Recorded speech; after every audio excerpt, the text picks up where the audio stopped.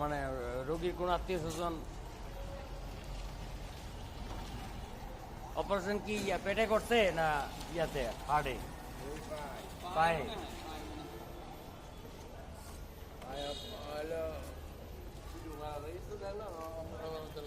হ্যাঁ, এখানে বোতল দেওয়া আছে।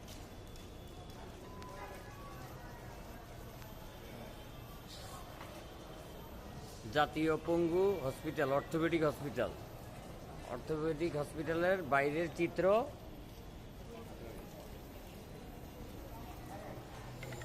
এই রোগীটি শুয়ে আছে, তার কেউ দেখার নাই, তাই তো?